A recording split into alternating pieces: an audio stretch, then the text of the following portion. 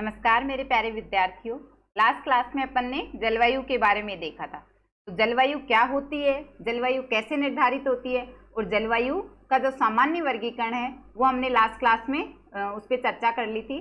तो आज की क्लास में हम देखने वाले हैं जलवायु का जो व्यक्तिगत वर्गीकरण है, यानी कि अलग अलग व्यक्तियों ने जलवायु, राजस्थान की जो जलवायु है उसका अलग अलग वर्गीकरण किया है। तो आज हम उसके बारे में देखने वाले हैं। अगर बात करें तो किस किस ने किया है, एक कोपेन ने राजस्थान की जलवायु का वर्गीकरण किया है। तो हम कोपेन के अनुसार राजस्थान की जलवायु का जो वर्गीकरण है उसको देखने वाले हैं। त्रिवार्था के अनुसार राजस्थान की जलवायु का वर्गीकरण तथा थॉर्नथवेट के अनुसार राजस्थान की जलवायु का वर्गीकरण हम आज की क्लास में देखने वाले हैं। व्यक्तिगत जलवायु वर्गीकरण में तीनों व्यक्तियों ने जलवायु को 4 भागों में बांटा है। ठीक है, हमने सामान्य वर्गीकरण में देखा था जलवायु को 5 भागों में बांटा है। तो आपको यहाँ पे ध्यान रखना है कि व्यक्तिगत वर्गीकरण में तीनों व्यक्तियों ने जलवायु को 4 भागों में बांटा है। अगर कोपेन की बात करें तो कोपेन ने जलवायु को 4 भागों में बांटा है। राजस्थान की जलवायु की हम बात कर रहे हैं।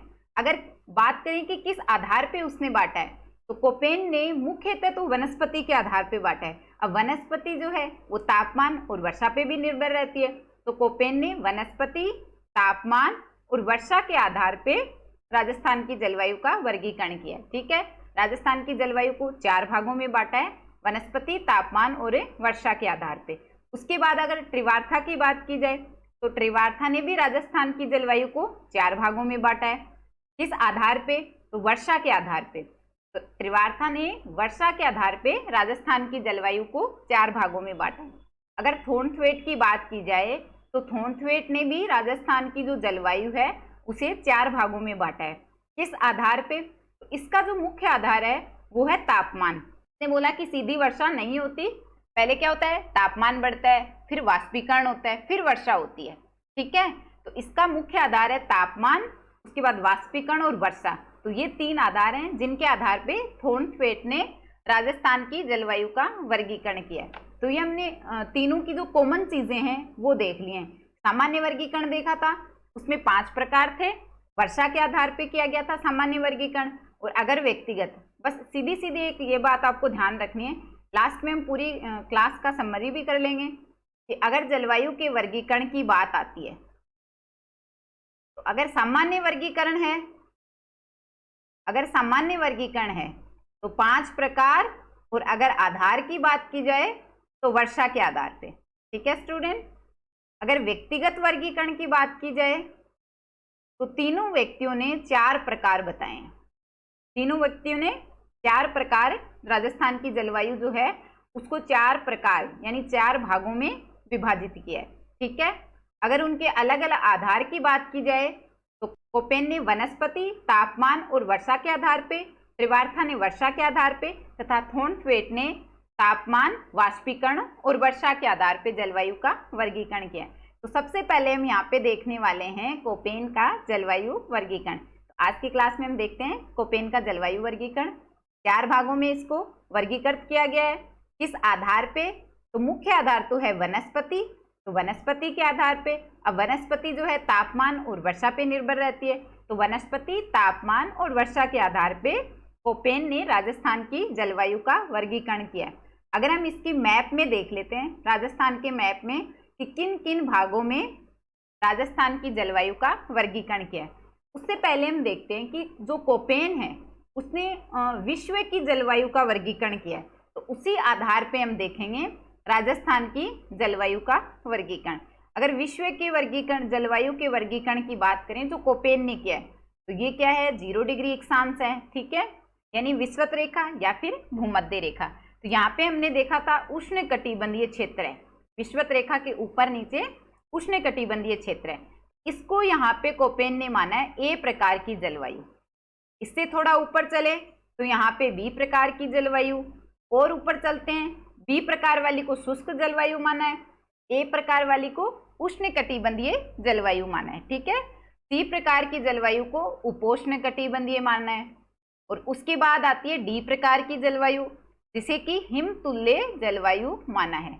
किस प्रकार की जलवायु माना है? हिमतुल्य जलवायु माना है। उसके बाद आती है ई प्रकार की जलवायु, जिसे कि ध्रुवीय जलवायु माना है कोपेन ने।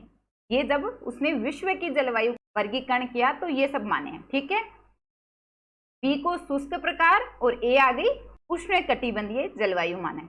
अब यहाँ पे अपने राजस्थान में बी के दो भाग कर दिए, एक तो बी के साथ डब्लू और एक है बी के साथ एस। डब्लू और एस दोनों कैपिटल लिए हैं, यानी बड़े अक्षर वाले हैं, ठीक है। अगर बी के साथ डब्लू है, क्योंकि अपने जो शुष्क मरुस्थल वाला भाग है, यानी कि जो पश्चिमी मरुस्थल वाला भाग है, उसमें शुष्क और अर्ध शुष्क दोनों प्रकार की परिस्थितियां पाई जाती हैं। तो अगर बी के साथ डब्लू ले रहा है तो वो तो है शुष्क प्रकार की जलवायु, और अगर एस ले रहा है, एस का मतलब यहाँ पे क्या हो गया, सेमी एरिड। सेमी एरिड इसका मतलब क्या बोलते हैं हिंदी में, अर्ध शुष्क जलवायु। सेमी एरिड का मतलब हो गया अर्ध शुष्क। तो अगर बी के साथ कैपिटल एस आ रहा है तो अर्ध शुष्क कटिबंधीय जलवायु, और अगर बी के साथ डब्ल्यू आ रहा है कैपिटल तो शुष्क कटिबंधीय जलवायु। अब ये दोनों क्या है, मरुस्थलीय भाग हैं, ठीक है। तो इनके साथ, दोनों के साथ लिया है स्मॉल एच, छोटा एच। इसका मतलब हो गया हॉट डेजर्ट। एच का मतलब क्या हो गया, हॉट डेजर्ट, यानी कि गर्म मरुस्थल। तो इसका मतलब हो गया गर्म मरुस्थल, इसलिए इन दोनों के साथ क्या लिया, एच लिया। ऐसे आपको याद नहीं रहते ये वर्ड जो हैं, तो आप देख लो कैसे याद करना है, मैं अच्छे से समझा देती हूँ। ए उष्णकटिबंधीय जलवायु, अब बी शुष्क प्रकार की है, तो राजस्थान में दो भागों में बांटी है, बी के साथ डब्लू और एस। डब्लू जो है वो शुष्क प्रकार की हो जाएगी, और जो एस है उसका मतलब एस से आप याद रख सकते हो सेमी एरिड, यानी कि अर्ध शुष्क जलवायु। दोनों के साथ एच क्यों लगाया है, क्योंकि हॉट डेजर्ट यानी कि गर्म मरुस्थल रहता है, ठीक है। और तीसरी है सी प्रकार की जलवायु, उपोष्णकटिबंधीय जलवायु। और जो चौथी डी प्रकार की जलवायु है, हिमतुल्य और जो ध्रुवीय तुल्य जलवायु है, उसके लिए कोपेन ने बोला है कि राजस्थान में ये दोनों नहीं पाए जाते। तो ये जो दोनों है वो राजस्थान में नहीं है, केवल राजस्थान में हम तीन पढ़ेंगे, ए बी और सी प्रकार की। इसमें भी बी के क्या है, दो भाग हैं, इनको एक बार देख लेते हैं अलग अलग, केवल इन चार भागों को हम देख लेते हैं। कोपेन ने राजस्थान की जो जलवायु बताई है उसमें बताया ए बी और सी, तीन भाग बताएं, ठीक है। बी के दो भाग बताएं, बी के साथ डब्ल्यू और बी के साथ एस। डब्ल्यू और एस क्या है, दोनों कैपिटल हैं, दोनों के साथ एच लगाया क्योंकि हॉट डेजर्ट यानी कि गर्म मरुस्थल है। अब यहाँ पे ए के साथ भी डब्ल्यू है, इसके साथ भी छोटा डब्ल्यू है, और इसके साथ भी स्मॉल डब्ल्यू है, और इसके साथ भी स्मॉल डब्ल्यू है। यहाँ पे स्मॉल डब्ल्यू का मतलब क्या हो गया, विंटर ड्राई, यानी अपने यहाँ पे जो सर्दियां हैं वो क्या रहती हैं, शुष्क रहती हैं।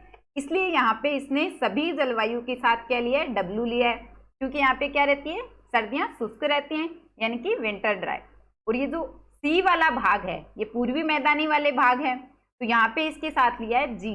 यहाँ पे जी क्यों लिया है, ये है गंगेटिक प्लेन, यानी गंगा का जो मैदान है, भारत की बात करें तो जो गंगा के मैदान के तुल्य जो यहाँ पे अपने यहाँ पे जलवायु पाई जाती है, या उसके जैसी यहाँ पे जो वनस्पति या फिर उत्पादकता वाला जो मैदान है उसकी तुलना अगर बात करें यहाँ पे, तो अपने यहाँ पे पूर्वी मैदान है। तो आप याद रख सकते हो सी डब्ल्यू जी, यानी सी डब्ल्यू जी, इसको सी डब्ल्यू जी बोलेंगे, C W G. C W G वाला कौन सा मैदान हो जाएगा, जी से ध्यान रखना, गंगा के मैदान के तुल्य यहाँ पे अपना कौन सा मैदान है, तो पूर्वी मैदान है, जो कि गंगा के मैदान के समान उपजाऊ मैदान है, तो इसलिए इसको सी डब्ल्यू जी नाम दिया। अब यहाँ पे मैप में देख लेते हैं अलग अलग जलवायु प्रदेश। तो सबसे नीचे वाले को नाम दिया है ए डब्ल्यू। डब्ल्यू यहाँ पे स्मॉल है, छोटे डब्ल्यू का मतलब हो गया विंटर ड्राई, यानी कि सर्दियां शुष्क हैं अपने यहाँ पे, इसलिए यहाँ पे डब्ल्यू ले लिया। तो इसमें कौन कौन सा क्षेत्र आ गया, मुख्यतः जो हाड़ौती वाला क्षेत्र है ये आ गया, हाड़ौती वाला, और जो राजस्थान का दक्षिणी भाग है ये वाला आ गया इसमें शामिल।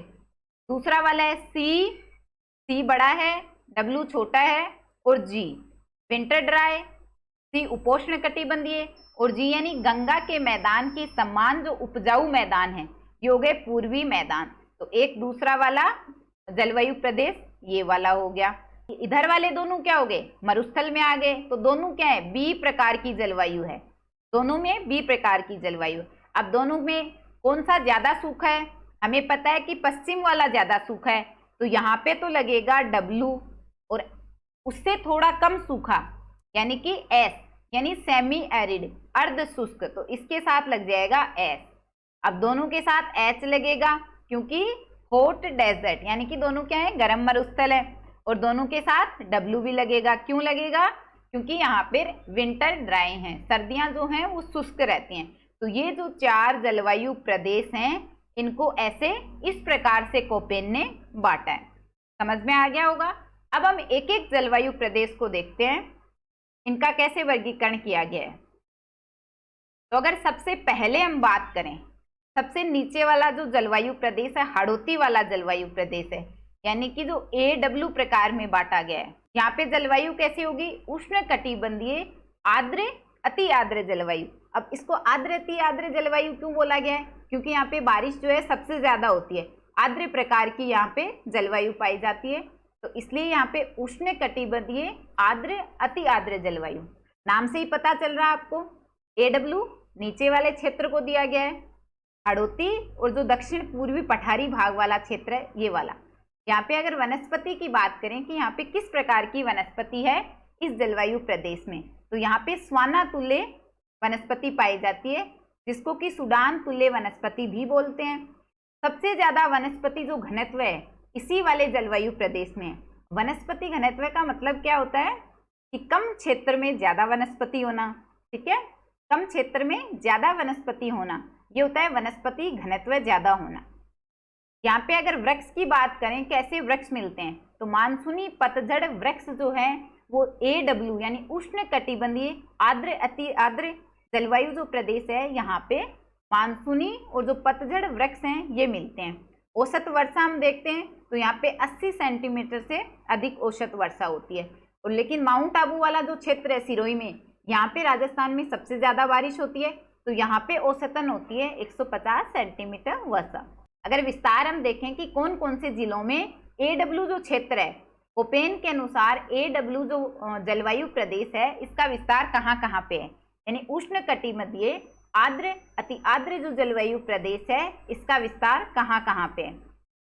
ये है सबसे दक्षिणतम जिला, ये वाला हो गया बांसवाड़ा, उसके बाद इधर की साइड हो गया डूंगरपुर जिला, इधर की साइड वाला प्रतापगढ़ जिला, यानी ये तीनों वागड़ वाले जिले हो गए। मैंने आपको वागड़ पहले भी बताया था कि वागड़ क्षेत्र में बांसवाड़ा, डूंगरपुर और प्रतापगढ़, नीचे के जो 3 जिले हैं ये वागड़ क्षेत्र में शामिल हैं, ठीक है। तो 3 तो वागड़ वाले जिले हो गए। दक्षिणी कोटा, कोटा का दक्षिणी भाग, फिर 12 झालावाड़, हाड़ौती के ये 2 जिले हो गए 12 और झालावाड़, और माउंट आबू वाला क्षेत्र, यहाँ पे पाई जाती है उष्ण कटिबंधीय आर्द्र और अति आर्द्र जलवायु, जिसको कि कोपेन ने AW नाम दिया है।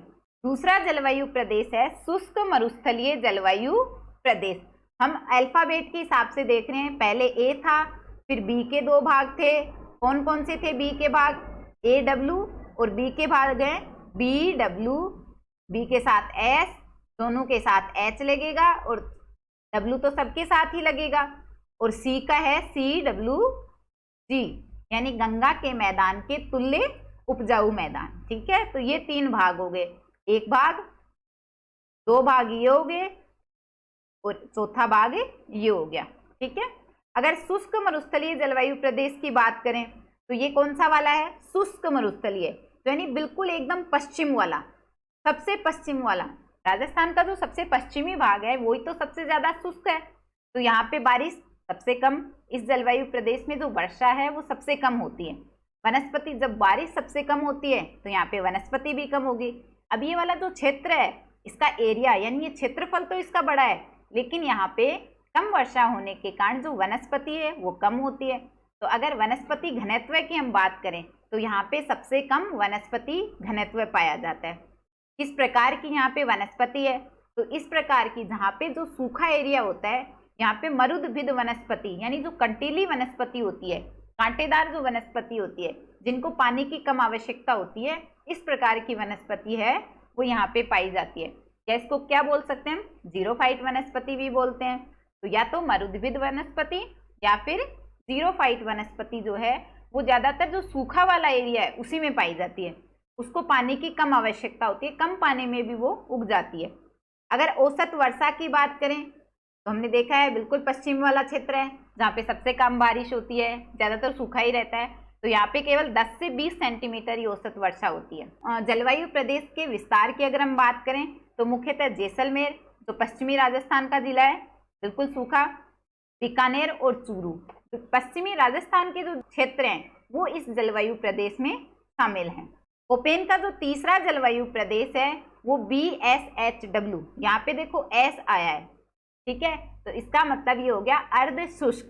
W से शुष्क, S से अर्ध शुष्क, और B यहाँ पे मरुस्थलीय भाग, H हॉट डेजर्ट, B यहाँ पे शुष्क के लिए हो गया और H हो गया हॉट डेजर्ट यानी कि गर्म मरुस्थल के लिए, और W हो गया विंटर ड्राई यानी कि सर्दियां शुष्क है। तो ये वाला जो जलवायु प्रदेश है यहाँ पे क्या पाई जाती है, स्टेपी तुल्य वनस्पति पाई जाती है, इसलिए इस जलवायु प्रदेश को स्टेपी तुल्य जलवायु प्रदेश भी कहा जाता है। अगर बात करें कि जो कोपेन ने 4 अलग अलग प्रकार के जो जलवायु प्रदेश हैं वो 4 भागों में उनको बांटा है, तो अगर सबसे बड़ा जलवायु प्रदेश कौन सा वाला है तो जो BSHW यानी कि अर्ध शुष्क, एस के कारण यहाँ पे अर्ध शुष्क आ गया। मरुस्थल की बात कर रहे हैं इसलिए मरुस्थलीय आ गया। स्टेपी प्रकार की यहाँ पे वनस्पति पाई जाती है इसलिए इसको स्टेपी तुल्य जलवायु प्रदेश भी बोल देते हैं। तो अगर बी के साथ W आ रहा है तो शुष्क मरुस्थलीय जलवायु प्रदेश हो जाएगा। देखो नाम से ही पता चल रहा है आपको, बिल्कुल भी रटने की आवश्यकता नहीं है, ठीक है। बी के साथ W शुष्क मरुस्थलीय जलवायु प्रदेश, बी के साथ S आ रहा है, H और W तो दोनों में आएगा क्योंकि गर्म मरुस्थल है और विंटर ड्राई है, सर्दियां शुष्क हैं, तो बी के साथ S यानी अर्ध शुष्क मरुस्थलीय जलवायु प्रदेश हो जाएगा। यहाँ पे औसत वर्षा जो शुष्क मरुस्थलीय प्रदेश था उससे थोड़ी ज्यादा होती है यहाँ पे, ठीक है, तो यहाँ पे होती है 20 से 40 सेंटीमीटर वर्षा होती है। अगर विस्तार की बात करें तो जब हमने अर्ध शुष्क मरुस्थल पढ़ा था, याद करो जब हमने अर्ध शुष्क मरुस्थल देखा था तो उसका विस्तार कहाँ कहाँ पे था, तो हमने नदियों के आधार पे देखा था कि नदियों के बेसिन यानी जहां जहां नदियों का अपवाह तंत्र हो रहा है वहीं पे उस मरुस्थल का विस्तार था। इन दोनों नदियों का जो अपवाह क्षेत्र है वहां पे इस प्रकार के जलवायु प्रदेश का विस्तार है। नागौर में है मुख्यतः और शेखावाटी में मुख्यतः यहाँ पे सीकर और झुंझुनू जिले शामिल हैं इसमें। चौथी जो है कोपेन का जो जलवायु प्रदेश है वह है उपोष्ण उप आर्द्र जलवायु प्रदेश। अति आर्द्र कौन सा था, हाड़ौती वाला जो भाग था उसको यहाँ पे अति आर्द्र जलवायु में लिया है, ठीक है। उष्ण कटिबंधीय आर्द्र अति आर्द्र जलवायु प्रदेश, क्योंकि वहां पे सबसे ज्यादा बारिश होती है तो उसको अति आर्द्र और आर्द्र जलवायु प्रदेश में लिया है। उससे कम बारिश उपाद्र हो जाएगा, ठीक है। उसके बाद तो अर्ध शुष्क और शुष्क ही आता है। हाड़ौती से कम होती है पूर्वी मैदानी वाले भाग में, तो इसको नाम दे दिया। सी से उपोष्ण कटिबंधीय बन गया, W विंटर ड्राई यानी यहाँ पे शीत है, सर्दियां जो है शुष्क होती हैं, और जी से बन गया गंगेटिक प्लेन के सम्मान, गंगा के मैदान के सम्मान राजस्थान में जो उपजाऊ मैदान है वो, तो वो कौन सा हो गया, पूर्वी मैदान हो जाएगा। तो ये याद रखना है, पूर्वी मैदानी वाला जो भाग है उसको नाम दिया है उपोष्ण उप आर्द्र जलवायु प्रदेश, CWG रीजन। सी यहाँ पे बड़ा है, ठीक है। अब ये मैदान है और हमने बात करी है कि सबसे ज्यादा उपजाऊ मैदान है, तो यहाँ पे जो कृषि की उत्पादकता होगी वो सबसे ज्यादा होगी इस मैदानी प्रदेश में।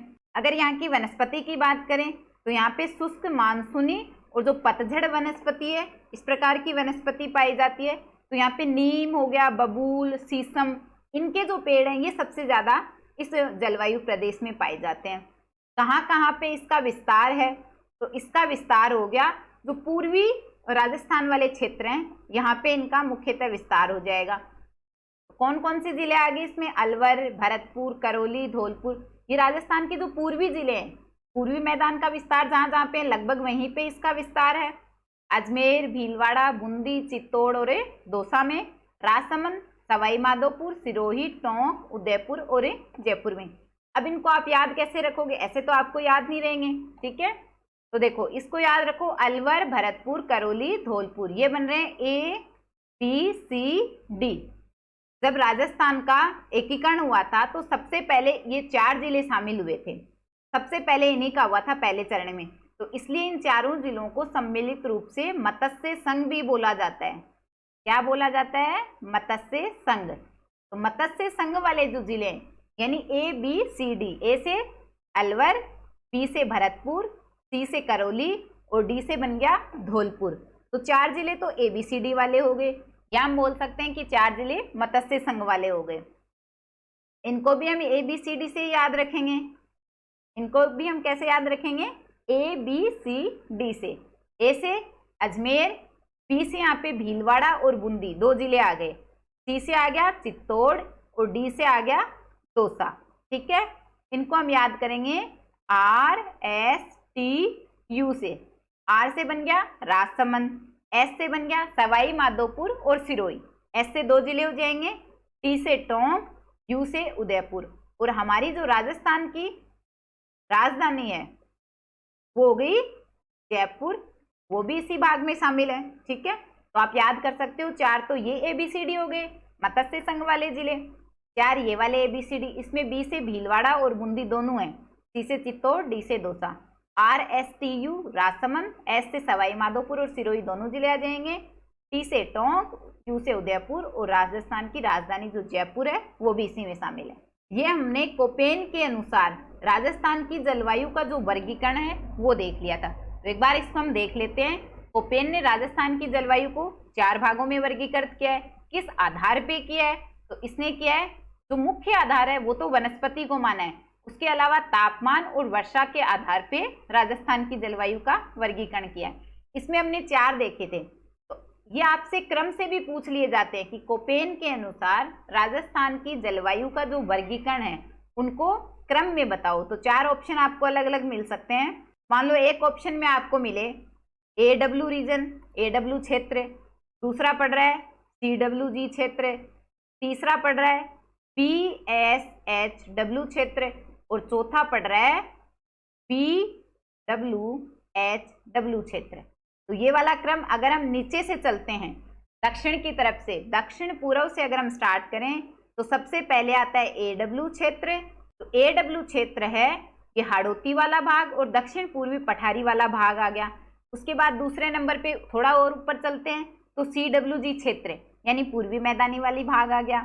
तीसरे नंबर पे और ऊपर चलते हैं तो अर्ध शुष्क मरुस्थल वाला भाग आ गया और सबसे लास्ट में आता है शुष्क मरुस्थल वाला भाग। तो आपको ये क्रम ऊपर से लेके नीचे यानी उत्तर पश्चिम से लेके दक्षिण पूर्व की तरफ भी याद होना चाहिए।